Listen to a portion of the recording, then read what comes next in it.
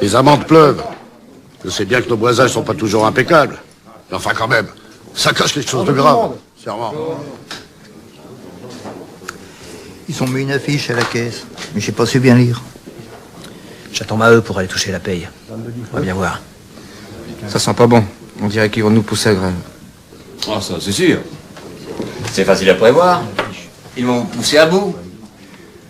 La crise s'aggrave. Avec toutes ces usines qui ferment, on a de moins en moins besoin de charbon. La direction cherche à réduire les frais. Alors elle va rogner sur les salaires et ce sera aux ouvriers de se serrer la ceinture. Depuis 2 mois, la houille s'entasse sur le carreau des fosses. Une bonne grève les arrangerait plutôt.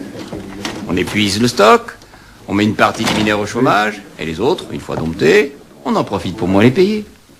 Et puis ils sont au courant de la caisse de prévoyance. Ils ne disent rien, mais ça les dérange.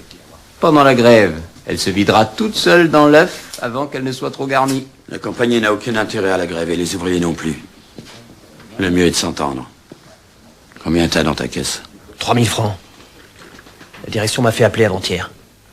Très poliment, ils m'ont répété qu'ils n'empêcheraient pas les ouvriers de créer un fonds de réserve. Et j'ai bien senti qu'ils en voulaient le contrôle. De ce côté-là aussi, il faudra se battre. Qu'est-ce que tu veux faire avec 3000 francs? T'auras pas 6 jours de pain. C'est une bêtise, cette grève. Je te comprends pas. Hier, t'étais pour le feu, aujourd'hui, t'es contre la grève. C'est trop tôt. Dans une grève, l'ouvrier souffre autant que le patron. Pluchart m'a écrit. Il pense comme moi. Il faut profiter du climat pour entraîner en masse tous les mineurs de la région à l'association des travailleurs. Ils te suivent dans ta caisse de prévoyance. Mais combien d'entre eux ont adhéré à l'international? C'est le moment. Plus la situation sera dure, plus nous les déterminons à nous suivre. Et quand les travailleurs du monde entier auront compris, quand ils se tiendront tous la main, alors là on pourra agir. Et on n'aura même pas besoin de faire grève. Des bêtises. C'est pas demain la veille que les frères de tous les pays vous viendront en aide. Et si on nous force à la faire, cette grève? Là, ça vous amuse. Ça ruine les uns, ça tue les autres. C'est toujours autant de nettoyer. Mais à ce train-là, vous mettrez 1000 ans pour renouveler le monde.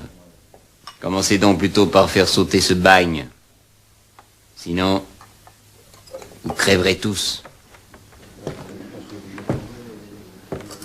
Avis de la compagnie aux mineurs de toutes les fosses. Devant le peu de soins apportés au boisage, las d'infliger des amendes inutiles, la compagnie a pris la résolution d'appliquer un nouveau mode de paiement pour l'abattage de la houille. Des amendes. Désormais, le boisage sera payé à part, au mètre cube de bois descendu et employé, en se basant sur la quantité nécessaire à un bon travail. Attendez. Le prix de la berline de charbon abattue passera de 50 à 40 centimes, selon la nature et l'éloignement de la taille. Nom de Dieu, mais c'est pas possible. Ce nouveau mode de calcul sera mis en application à partir du 1er octobre. Mais nom de Dieu, on n'est pas des hommes si on accepte ça. On a raison. C'est pas possible. Silence, s'il vous plaît. Du calme, on ne s'entend plus. Maheu et consorts. Veine filonnière, taille numéro 7.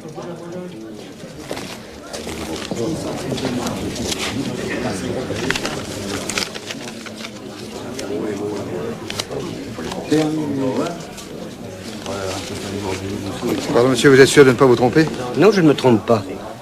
Il faut enlever 2 dimanches plus 4 jours de chômage. Ça vous fait 9 jours de travail. Plus les amendes. 20 francs d'amende pour boisage défectueux. Vous prenez?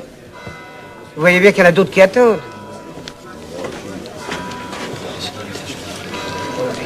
Monsieur le secrétaire général désire vous voir. Qui, moi? Oui, vous. Il veut vous voir seul. Allez-y, il vous attend.